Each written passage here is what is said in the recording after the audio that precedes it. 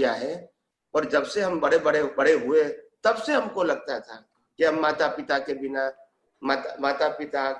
नहीं जी सकते हैं, भाई बहन के बिना नहीं जी सकते, फिर पति पत्नी के बिना नहीं जी सकते, फिर बच्चे के बिना नहीं जी सकते, घर के बिना नहीं जी सकते हैं, ये खाने पीने की साधन के बिना हम नहीं जी सकते हैं। पूरी लाइफ में कितने अवतारों से हमने यही माना, यही सोचा था, मगर कभी ये नहीं सोचा था हमने कि आत्मा के बिना हम नहीं जी सकते हैं। ये कभी सोचा ही नहीं था। और आत्मा के बिना तो शरीर का अस्तित्व ही नहीं है। मगर वहां तक तो हम गए ही नहीं। हम ये कहते हैं कि पैसे के बिना नहीं जी सकते, घर के बिना नहीं जी सकते, परिवार के बिना नहीं जी सकते, ये मान लिया हमने, मगर आत्मा के बिना नहीं जी सकते वो हमने नहीं माना। तो इसीलिए हमारी सोच कितनी लिमिटेड हो गई।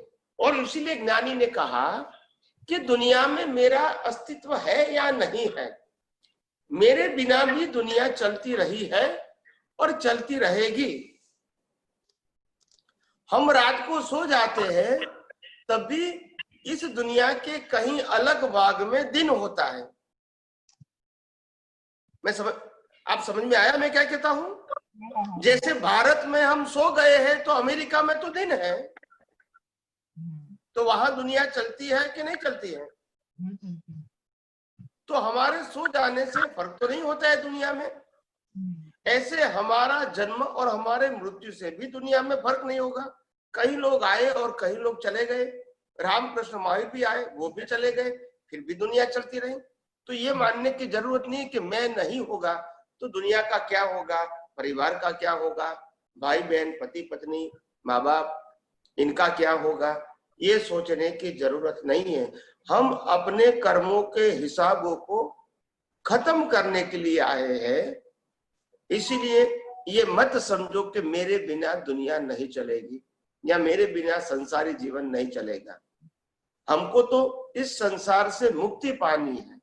हमको इस संसार में मन वचन काया की प्रकृति की वैल्यू नहीं बढ़ानी है, हमको आत्मा की वैल्यू बढ़ानी है। क्योंकि हम शुद्धात्मा है। पहले हम शरीर थे तो शरीर की वैल्यू बढ़ाते थे। अभी हमको समझ में आ गया कि मैं तो मन वचन काया से मुक्त ऐसा शुद्धात्मा हूं। तो मेरी दृष्टि में हर समय आत्मा की ही वैल्यू होनी चाहिए।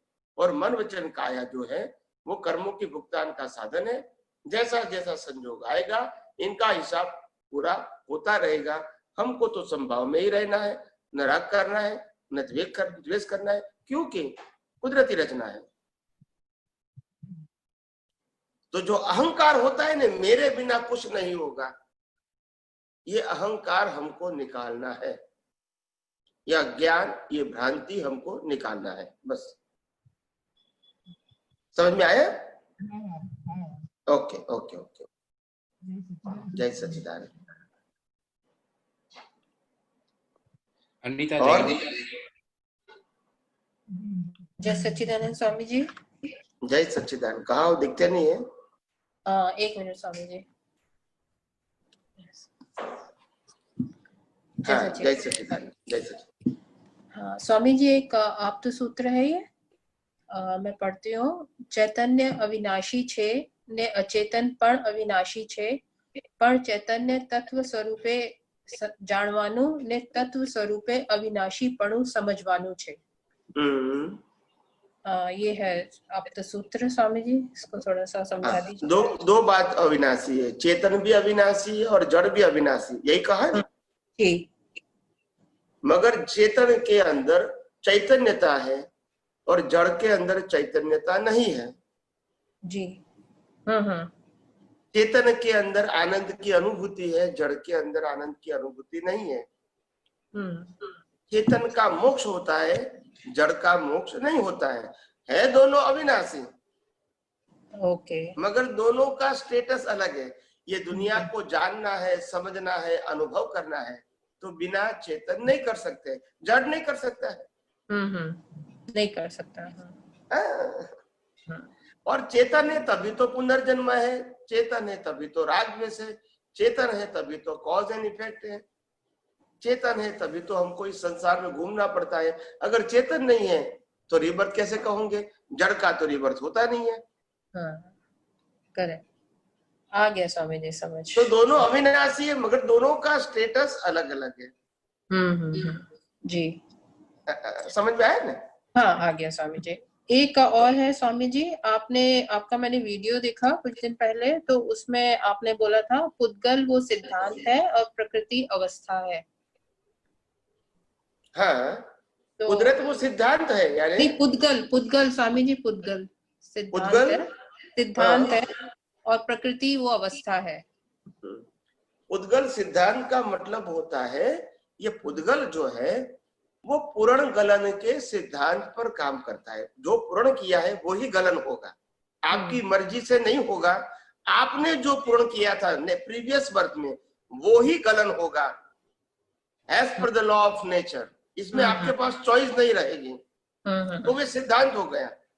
आप समझे? पुद्गल और प्रकृति है वो अवस्था है, यानी जो मन वचन काया से जो हो रहा है वो अवस्था होती है, यानी बिगिनिंग और एंड, बिगिनिंग और एंड, बिगिनिंग आती है चली जाती है, आती है और चली जाती है। तो प्रकृति अवस्था हो गई, और पुद्गल है वो सिद्धांत का मतलब होता है पूर्ण किया है वो ही गलन होगा।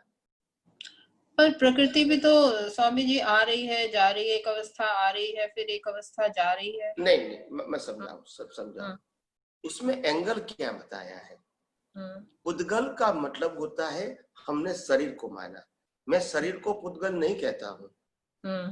पुद्गल इसको कहता है जो कर्म चार्ज करके सत्ता में आ गए, इसको पुद्गल कहता हूँ।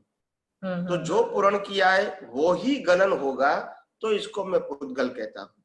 और ये शरीर जो है, ये शरीर को अवस्था कहते हैं, और अवस्था की बहुत सारी सेमी अवस्था हो सकती है। ओके। मगर पुद्गल है वो सिद्धांत है, यानी पूर्ण किया है। आज आपने सुना होगा महावीर हर समय एक ही पुद्गल को देखते थे, वो आपने सुना होगा। सुना है स्वामी जी। तो पुद्गल का मतलब ये मन वचन का या नहीं? यही तो भ्रांति हो गई। पुद्गल का मतलब वो सिद्धांत को देखते थे कि जो महावीर पूर्ण करके पिछले अवतार में आए हैं वो ही गलन हो रहा है, उसमें कोई चॉइस नहीं है और उसमें कोई रिस्पॉन्सिबल नहीं है।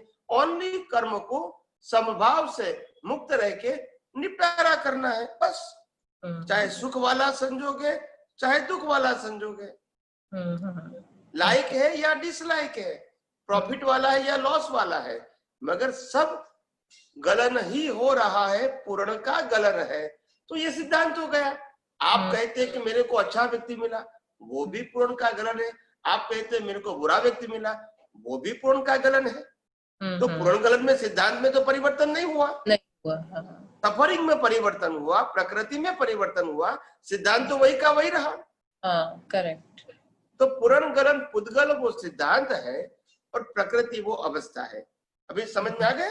हाँ आया स्वामी जी, अभी आ गया। और कोई प्रश्न करना है? नहीं अभी नहीं है स्वामी जी। जय सच्चिदानंद। जय सच्चिदानंद।